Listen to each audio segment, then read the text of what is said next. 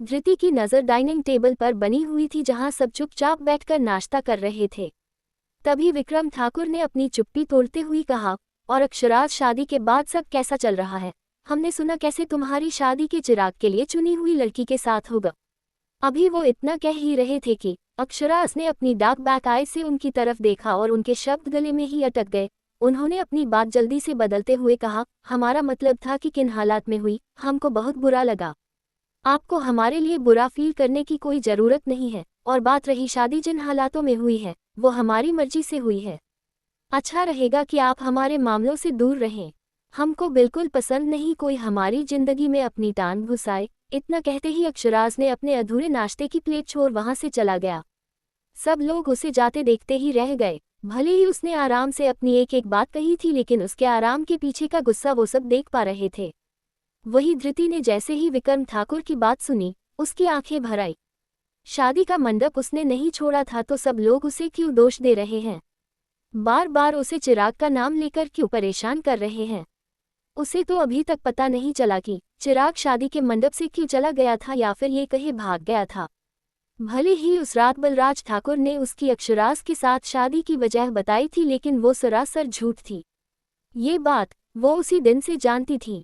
पर ये लोग, वो इन लोगों का कुछ नहीं कर सकती थी।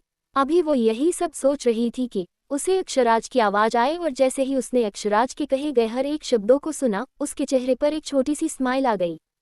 कल रात जो अक्षराज ने कहा था वो बस कहने भर के लिए नहीं था, वो सच था। और ऊपर से उसने ये कहा कि ये शादी उसकी मर्जी से हुई है। ये सुनते ही धृति को दिल को एक राहत सी मिल गई थी, वरना उससे हमेशा से लग रहा था कि अक्षराज के लिए ये शादी अनवांटेड है और वो उसकी एक अनवांटेड ब्राइड है बस। पर आज उसकी एक लाइन ने धृति के मन में आए इस सवाल को भी दूर कर लिया था। पर उसकी ये राहत ज्यादा देर तक नहीं रही। जैसे ही उसकी नज़र अक्षराज की प्लेट पर गई जो अभी आधी भी खत्म नहीं हुई थी। तुम जानते हो ना विक्रम, अक्षराज को अपने फैसले में किसी का टोकना अच्छा नहीं लगता, तब तुम काहे उसको उकसा रखे हो? बलराज ठाकुर ने विक्रम ठाकुर से कहा। विक्रम ने ठाकुर ने हंसते हुए कहा, अरे हम तो मजाक कर रहे थे, लेकिन शायद अक्षराज ने उसको सीरियस ले लिया, वरना हम कहेंगे उसको उकसाएंगे। थोड़ी देर बाद सबने अपना नाश्ता कर लिया था। धृति का मन नहीं था, पर सीमा जी के कहने पर उसे भी करना पड़ा। अभी वो किचन में लंच बॉक्स बंद कर रही थी कि उसे सीमा जी की आवाज़ आई, धृति तुम यहाँ कुछ बना रही हो क्या बेटा? नहीं माँ, बस लंच की तैयारी देख रहे थे, धृति ने कहा। सीमा जी ने लंच बॉक्स की तरफ इशारा करते हुए कहा, और ये किसके लिए? वो माँ, सुबह अक्ष बिना कुछ खाए चले गए थे तो हम सोच रहे थे कि उनका लंच भेजवा दे, वो रात को भी देर से आते हैं तो। धृति अपने दोनों हाथ एक दूसरे में फंसाए नर्वसली कह रही थी कि तभी सीमा जी ने उनके सिर पर अपना हाथ रखते हुए कहा, बेटा तुमको हमको कुछ बताने की जरूरत नहीं है, हम तो खुश हैं कि तुम हमारे अक्ष का इतना ध्यान रख रही हो। ये सुनते ही धृति के चेहरे पर मुस्कुराहट आ गई। सीमा जी ने आगे कहा, लेकिन तुम ये लंच अगर किसी से भेजवाओगी तो वो नहीं खाएगा, ये तुम खुद लेकर जाओ, हम ड्राइवर को अभी बोलते हैं कि वो तुम्हें फैक्ट्री पहुंचा दे। इतना कहते हुए सीमा जी बिना धृति का जवाब सुने किचन से निकल गई। हम खुद? कैसे? धृति ने खुद से कहा, पर हमको ये करना चाहिए, उन्होंने भी तो हमको रात में खिलाया था, फिर हम उनको ऐसे भूखे कैसे रहने दे? यही सब सोचते सोचते उसने फैसला कर लिया कि वो अक्षराज की फैक्ट्री जाएगी। कुछ ही पलों बाद ड्राइवर के साथ फैक्ट्री के लिए निकल गई थी। ये फैक्ट्री शहर के आउटर एरिया में था, इसलिए उसे जाने में 1 घंटा लगने वाला था। पर इस 1 घंटे में वो अक्षराज की कही गई हर एक बात को बार बार याद कर रही थी। वो जितनी बार भी अक्षराज को याद कर रही थी, धृति का दिल धड़कने लगता था। गुना गुना गुना। धृति की नज़र अपने सामने बड़ी सी फैक्ट्री पर जम गई थी। उसने सुना तो बहुत था, पर वो आज इस फैक्ट्री के अंदर जाने वाली थी। उसने एक गहरी सांस ली और फैक्ट्री की तरफ से अपने कदम बढ़ा दिए। अभी वो अंदर जा रही थी कि सामने खड़े 2 बड़े बॉडीगार्ड ने उसे रोकते हुए कहा, कहाँ जा रही हो? अंदर किससे मिलना है? धृति अपने सामने इतने बड़े बॉडीगार्ड को देख अपनी जगह ही रुक गई। ऊपर से उन दोनों की भारी आवाज़ एकदम से सुन डर गई थी। उसने धीरे से कहना शुरू किया, वो हम लंच।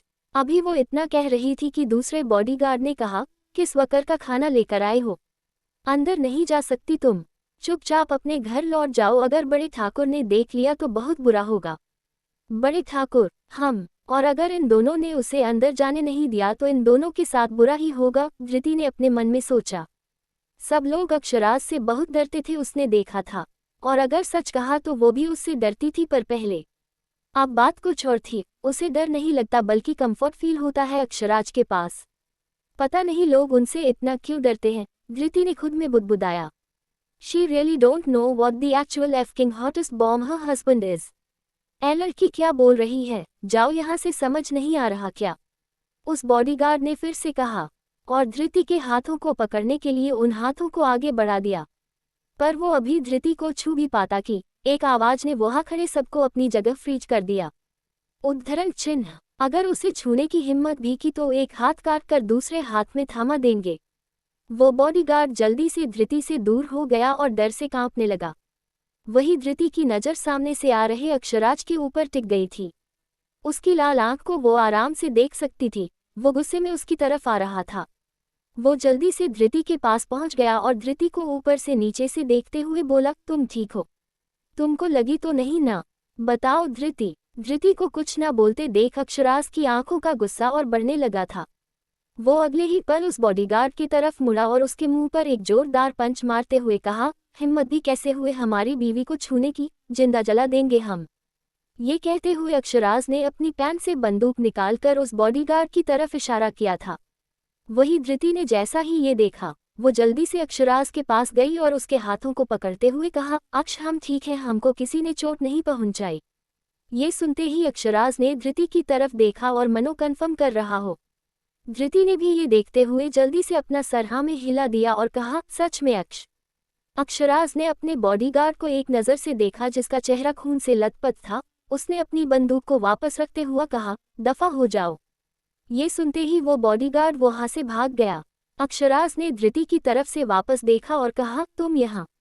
वो हम आपके लिए लंच लाए थे, आपने सुबह का नाश्ता भी पूरा नहीं किया था ना, इसलिए। ये कहते हुए धृति ने लंच बॉक्स की तरफ इशारा किया। अक्षराज ने अपने सर हाँ में हिलाया और धृति को फैक्ट्री के अंदर ले जाने लगा। गुना गुना गुना। जैसे ही अक्षराज ने धृति को अपने केबिन में लाया, उसे ऊपर से नीचे देखते हुए कहा, तुम सच में ठीक हो ना? धृति, हाँ अक्ष, हम ठीक हैं। धृति ने एक छोटी सी स्माइल पास करते हुए कहा। अक्षराज ने अपना सिर हिलाया और उसे सोफे पर बैठने का इशारा किया। धृति चुपचाप जाकर सोफे पर बैठ गई कि तभी उसकी नज़र अक्षराज के हाथों पर गई और उसकी आंखें बड़ी बड़ी हो गई। अक्षराज के हाथों में लगे खून को देख धृति का दिल मानो धक से रह गया था। उसने जल्दी से उसके हाथों को अपने हाथों में ले लिया और कहा, अक्ष आपको तो चोट लगी है। धृति के ये कहते ही अक्षराज की नज़र अपने हाथों पर गई जहां से हल्का हल्का खून निकल रहा था। ये पक्का उस अफगान बॉडीगार्ड को मारने के वक्त लगा होगा। उसने एक नज़र परेशान सी धृति को देखते हुए कहा, छोटी सी चोट है धृति, ठीक हो जाएगी, हम अपने हाथ धो लेते हैं। नहीं, ये छोटी सी नहीं है अक्ष, देखिए इससे खून भी निकल रहा है। जल्दी से हमको फर्स्ट एड बॉक्स दीजिए, हम अभी आपकी पट्टी कर देते हैं, धृति ने फूंक मारते हुए कहा। हम ठीक हैं। अक्षराज ने जैसा कहने की कोशिश की, उसके शब्द अपने आप ही रुक गए क्योंकि धृति अपनी बड़ी बड़ी भूरी आंखों से लगभग उससे घूर जा रही है। हमारा मतलब है, वो साइड दराज में फर्स्ट एड बॉक्स है। ये कहते हुए अक्षराज धृति के पास ही सोफे पर बैठ गया। वो समझ गया था कि वो धृति के सामने जीत नहीं सकता। डरता जहां हमसे, हम तो से डरते।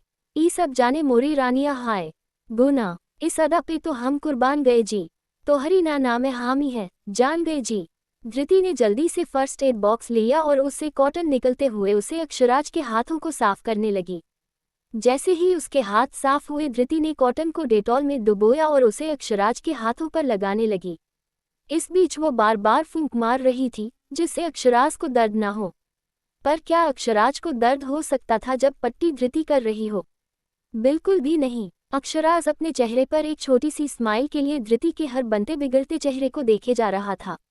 धृति ने जल्दी से उसके हाथों को बैंडेज से ड्रेस किया और उसकी तरफ देखते हुए कहा, आपको दर्द हो रहा है?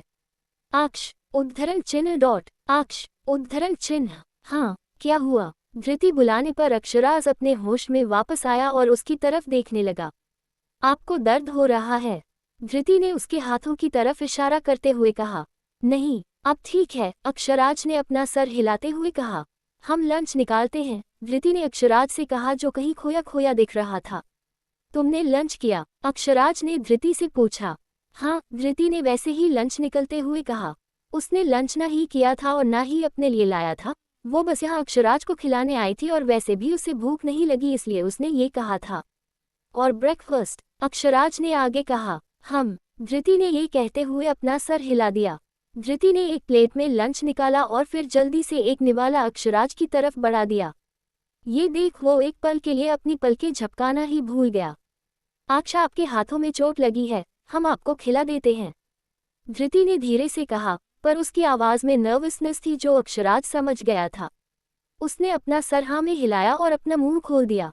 ये देखते ही धृति ने खाने का निवाला उसकी तरफ बढ़ा दिया। ऐसे ही करके उसने पूरा लंच अक्षराज को खिला दिया था। आज पहली बार अक्षराज को लंच खाकर इतना अच्छा लगा। पता नहीं कितने सालों बाद उसे किसी ने अपने हाथों से खाना खिलाया था। अभी वो यही सोच रहा था कि उसे धृति का एहसास हुआ जो उसके पास आ रही थी। ये देखते ही उसने धृति की तरफ एक नज़र देखा। वो आपके होठों पर खाना लगा है? धृति जो अभी बस यही पूछने उसके पास आ रही थी, उसने इशारा करते हुए कहा। अक्षराज ने अपने सर हाँ में हिलाया और होठों को साफ करने की कोशिश करने लगा, पर उससे ये हो ही नहीं रहा था। तभी धृति ने उसके पास आते हुए कहा, क्या? हम। ये देख अक्षराज ने अपना सिर हाँ में बस हिला दिया। तभी धृति उसके बिल्कुल पास आ गई और अपनी उंगलियों से उसके होठों को साफ करने लगी। पर वो इस एहसास से अनजान थी कि उसकी बस इस हरकत ने अक्षराज की पूरी बॉडी को हीट कर दिया था। अक्षराज ने अपनी आंखें बंद कर ली और खुद को कंट्रोल करने की कोशिश करने लगा। उसके हाथ सोफे के आर्म रेस्ट पर कस गए थे और वो गहरी सांस ले रहा था। वही धृति, ना जाने कब उसके होठों को साफ करते हुए वो इतना खो गई कि उसका ये एहसास ही नहीं हुआ। वो बार बार अक्षराज के डार्क पिंक होठों को प्रेस कर रही थी। अक्षराज अब समझ चुका है कि अगर उसने धृति को यहाँ नहीं रोका तो कुछ ही पलों में धृति उसके अंदर होगी और उसका नाम जोर जोर से मुन कर रही होगी। बस इतने सोचने भर से अक्षराज इस सीन को इमेजिन तक करने लगा, पर खुद को कंट्रोल करते हुए उसने धृति की तरफ देखा और कहा, धृति, हमारा कंट्रोल चला जाएगा। अक्षराज ने अपनी आंखें जोरों से मिचते हुए कहा। धृति ने जैसे ही ये सुना, उसके अपने हाथों को पीछे ले लिया और अक्षराज के चेहरे की तरफ देखने लगी जो बिल्कुल लाल हो चुका था। मेरा मतलब वैसा नहीं था धृति, वो बस तुम्हारे कांटेक्ट में आने से हमको। ये कहते हुए अक्षराज धृति की तरफ देखने लगा जो पहले से ही उसे देख रही थी। हमारा कंट्रोल वैसे नहीं, पर अगर तुमको बुरा लगा तो माफी मांगते हैं हम। पहली बार अक्षराज आज किसी के सामने अपनी बात नहीं रख पा रहा था और ये कोई और नहीं बल्कि उसकी बीवी थी, जिसके बस छूने भर से उसे अपनी पूरी बॉडी में खून दौड़ता हुआ महसूस हो रहा था। उसे अपनी दिल की धड़कन इतनी तेज सुनाई दे रही थी मानो अभी उसका दिल बाहर निकल जाएगा। हाँ, one touch is enough to take him down on knees. One, आप माफी मत मांगिए धृति ने अपनी नज़र दूसरी तरफ घुमाते हुए कहा। वो एक पल के लिए पूरी तरह शॉक हो चुकी थी। जैसे ही उसने अक्षराज की बात सुनी पर उसे बुरा नहीं लगा था, और अगर दिल की बात बताई तो उसे अच्छा लग रहा था। जैसे अक्षराज का असर उसके ऊपर चढ़ रहा था वैसे ही उसका असर भी अक्षराज पर उतना ही हो रहा था। दोनों ही अपने अपने ख्यालों में एक पल के लिए डूब चुके थे। तभी अक्षराज ने चुप्पी तोड़ते हुए कहा, क्या हम दोनों कहीं बाहर चले? ये सुनते ही धृति अपने ख्यालों से निकली और अक्षराज की तरफ देखते हुए अपना सिर हिला दिया। अक्षराज सोफे से उठा और अपने हाथ धृति की तरफ बढ़ाते हुए उसे देखने लगा। धृति के चेहरे पर छोटी सी स्माइल आ चुकी थी, साथ ही उसकी गाल भी हल्के हल्के लाल हो गए थे। उसने आगे बढ़कर अक्षराज का हाथ थाम लिया। धृति के हाथ थमने के बाद अक्षराज ने भी अपनी पकड़ उसके हाथ पर मजबूत कर दी और केबिन से बाहर निकल गया। केबिन से निकलने के बाद धृति अपनी नज़र फैक्ट्री में घुमा रही थी। ये नोटिस करता हुआ अक्षराज ने कहा, हम तुमको किसी और दिन फैक्ट्री घुमा देंगे, अभी हम दोनों कहीं और जा रहे हैं। हमको तो लगा कि अक्षराज फैक्ट्री घुमाने की बात कर रहे हैं, फिर ये कहाँ जा रहे हैं? धृति ने अपने मन में सोचा। वही अक्षराज ने जानबूझकर धृति को बाहर घुमाने की प्लान बनाया था। वो उसे खुश करना चाहता था अगर सच कहे तो, क्योंकि उसे अभी भी लग रहा था कि रात के कन्फेशन के बाद शायद धृति उसे डरने लगी है। वैसे तो कल रात के कन्फेशन के बाद धृति ने अक्षराज को कुछ भी नहीं कहा था। कन्फेशन के बाद अक्षराज जानना चाहता था कि धृति क्या फील करती है। क्या उसके ये एहसास एक तरफा है या फिर धृति की तरफ से भी? ये सोचने से भर से कि धृति भी उसके लिए फील करती है, अक्षराज के चेहरे पर मुस्कुराहट आ गई। अगर बस सोचने भर से उसका ये हाल है तो जब उसका ये एहसास मुकम्मल होगा तब क्या होगा? गुना गुना गुना, हम कहाँ जा रहे हैं? धृति ने थार की खिड़की से बाहर देखते हुए कहा। अक्षराज पहली बार उसे कहीं ले जा रहा था। इससे पहले वो दोनों उसके घर गए थे, जो कि बस एक साइलेंट राइड से काम नहीं था। पर इस बार अलग था सब कुछ। अक्षराज ने उसे सामने से पूछा और ऊपर से अब अक्षराज उसका कंफर्ट जोन बन चुका था। He gives her peace that she was finding from eternity. मेरी फेवरेट जगह, अक्षराज ने ड्राइव करते हुए कहा। धृति ने जैसे ही अक्षराज का जवाब सुना उसने जल्दी से कहा, फेवरेट? उसे नहीं पता था कि अक्षराज की भी कोई जगह फेवरेट हो सकती है। पर उसे ये बात जानकर अच्छा लग रहा था कि अक्षराज उसे अपनी फेवरेट जगह लेकर जा रहा है, जो उसके दिल के बेहद करीब है। आखिर वो अक्षराज ठाकुर की फेवरेट जगह है। ऐसे ही 20 मिनट की गाड़ी चलने के बाद अक्षराज ने अपनी गाड़ी रोक दी थी। गाड़ी को रुकता देख धृति की नज़र कार से बाहर चली गई। वही अक्षराज कार से निकल धृति की तरफ आया और उससे कार निकलते हुए बोला, ये है हमारी फेवरेट जगह। वो दोनों अभी एक पहाड़ी पर खड़े थे जहां से पूरा बेगूसराय दिख रहा था। पहाड़ी के किनारे में एक बेंच लगा हुआ था और उसके बगल में एक बड़ा सा गुलमोहर का पेड़ था, जिसकी कुछ कुछ पत्तियां हवा चलने की वजह से बार बार गिर रही थी। धृति एक पल के लिए इस जगह को देखकर सब कुछ भूल चुकी थी। उसे नहीं पता था कि बेगूसराय में ये भी है। उसने अक्षराज की तरफ देखते हुए अपनी एक्साइटेड टोन में कहा, ये कितना खूबसूरत है। तुमसे काम? अक्षराज ने धृति की बात सुन अगले ही पल अपने मन में कहा, for him she will always remain the epitome of beauty. One पुष्पनकाल। कुछ कहा आपने? धृति ने अक्षराज की तरफ देखते हुए कहा। हम आगे चले, अक्षराज ने फिर से अपने हाथ आगे बढ़ाते हुए कहा। ये देखते ही धृति ने जल्दी से उसे अपना हाथ दे दिया। अक्षराज ने उसे बेंच पर बैठाया और खुद भी बैठते हुए बोला, हम जब 4 साल के थे तब यहाँ माँ के साथ आते थे और 24 साल से यहाँ आ रहे हैं। यहाँ से हमारी सबसे अच्छी यादें जुड़ी है और सच बोले तो सबसे ज्यादा यादों में हमारी माँ शामिल है। उद्धरण चिन्ह डॉट। ये कहते हुए अक्षराज ने एक गहरी सांस ली और सामने देखा। जैसे ही धृति ने अक्षराज का बुझा हुआ चेहरा देखा, उसकी एक्साइटमेंट अपने आप चली गई थी। जैसे वो अक्षराज की बातें सुन रही थी, उसे ऐसा लग रहा था कि वो अक्षराज का दर्द महसूस कर पा रही है। अक्षराज उससे अपना इतना स्पेशल मोमेंट शेयर कर रहा है, क्या सच में उसके लिए इतनी जरूरी है?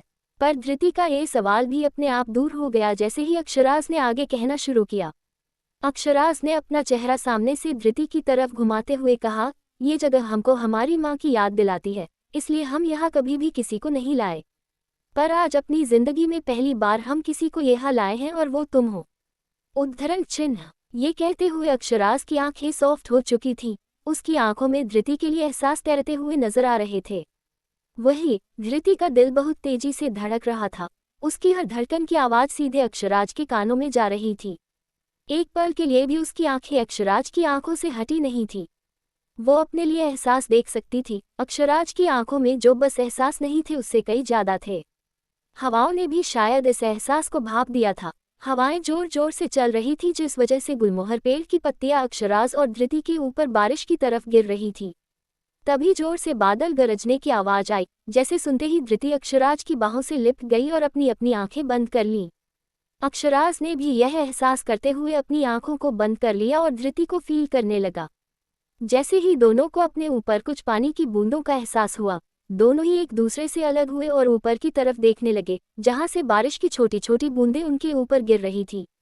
ये देखते ही धृति के चेहरे पर मुस्कुराहट आ गई और उसने अपने दोनों हाथों को खोलकर बारिश की बूंदों को अपने अंदर समेटना शुरू कर दिया। धृति, चलो तुम्हारी तबीयत खराब हो जाएगी, अक्षराज ने धृति की तरफ देखते हुए कहा। बारिश अभी कम हुई है, इसलिए वो दोनों अभी ज्यादा नहीं भीगे थे। रहने दीजिए ना कुछ देर के लिए हमको बारिश बहुत पसंद है, पर हम कभी भी नहीं भीग पाए। प्लीज आज हमें मत रोकिए ना, धृति ने वैसे ही भीगते हुए कहा। ये सुनते ही अक्षराज के चेहरे पर मुस्कुराहट आ गई और उसने कहा, ठीक है, पर थोड़ी देर। धीरे धीरे बारिश के वजह से उसकी ऑर्गेन्जा साड़ी उसके बदन से पूरी तरफ से चिपकने लगी थी, जिस वजह से उसके बॉडी कर्व्स शो हो रहे हैं।